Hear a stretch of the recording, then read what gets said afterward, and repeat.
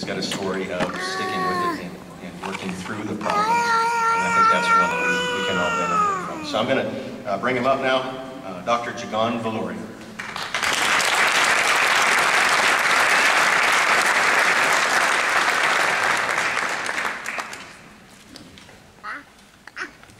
Thank you, Dean Somerville, distinguished faculty, friends, guests, and the members of the graduating class.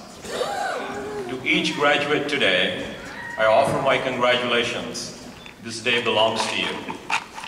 I'm honored to be here because I also, as a parent myself, can feel the joy of your parents and friends who are here today. As a parent, I remember the birth of my children as if it was yesterday. And I can tell you, your parents also remember the day when you were born, and they can't believe you have become such a formidable graduate of one of the finest universities in the country. And that's an illustration of what I call the relativity principle of time and aging. The older you are, the faster the time seems to go by, and the faster the tuition bills seem to come through as well. But you know, you are the legacy of your parents to this world, and they all deserve our heartfelt recognition for doing such a good job. And I'd like all the graduates, if you don't mind, to give a round of applause to your parents.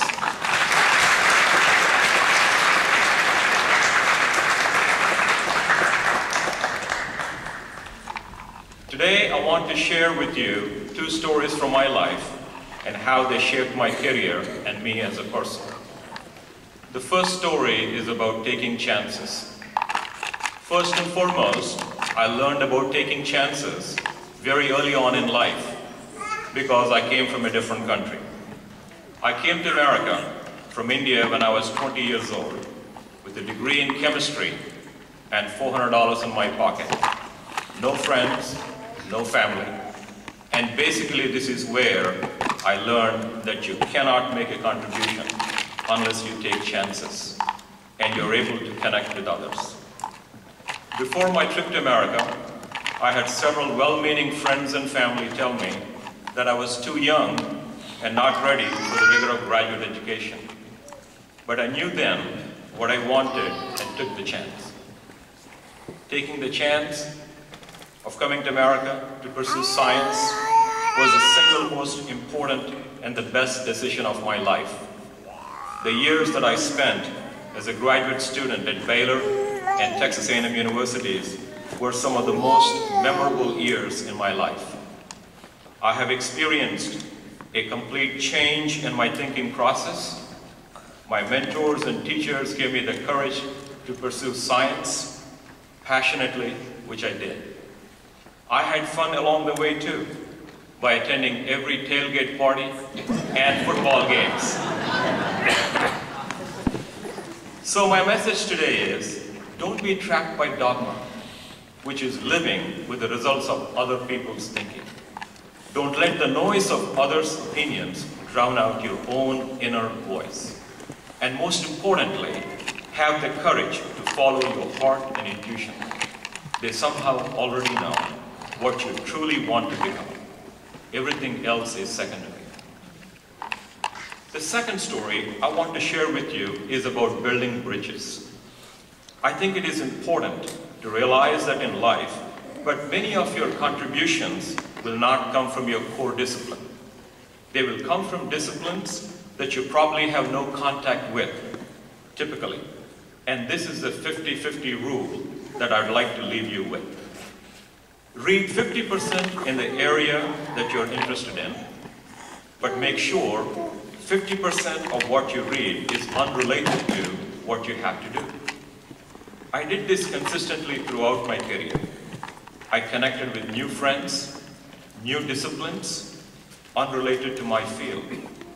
50% of what I read was in biology, but 50% of the time, I would read things outside biology. Don't be afraid to learn.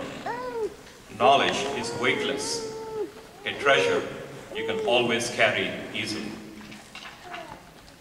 It's really fun to see the world that way, but it's also more fun to understand that you're smarter when you're in the company of smarter people than you. It is amazing to see the enrichment that you get from interacting with others.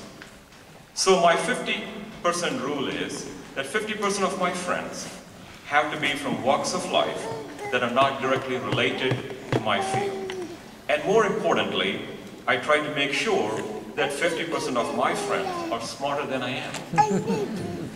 Because you can be assured that at least half of your life contributions will be stimulated by others that are interacting with you, and you will stimulate others as well. Often, you hear about the spark of a genius that somebody has, and we all admire these individuals. But it's rarely true when it happens to people who are completely isolated. Throughout scientific history, you always had the interaction of people, founder groups that got together and created new advances. For example, James Watson and Francis Crick discovered the structure of DNA molecule, the blueprint of life. Watson was a zoologist. Crick was a physicist. In coming together, they created the field of molecular biology. Now look at the laboratories around the world that have been very productive. They have been productive because they have in fact encouraged the interaction of people from diverse backgrounds coming with different ideas. Maintaining an interdisciplinary approach to my education and research, I was able to work with colleagues from varying disciplines that resulted in the creation of Marshall's newest biotechnology company called Genix. Our company's patented technology greatly improves the development of stem cell-based therapeutics to treat cancer, diabetes, and other diseases. Building bridges by reaching out and connecting with others from different fields made this company possible.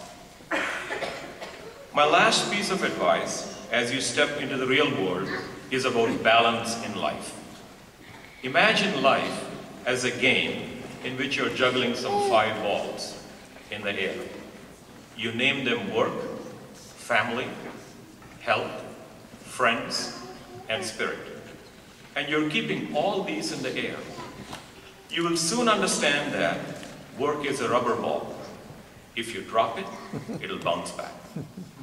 But the other 4 balls, family, health, friends, and spirit, are made of glass. If you drop one of these, they will be scuffed, nicked, damaged, or even shattered. They will never be the same.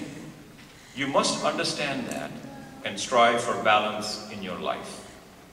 May your future success match today's great accomplishment and bring credit to Marshall University, your family, and most importantly, to you. Congratulations and thank you.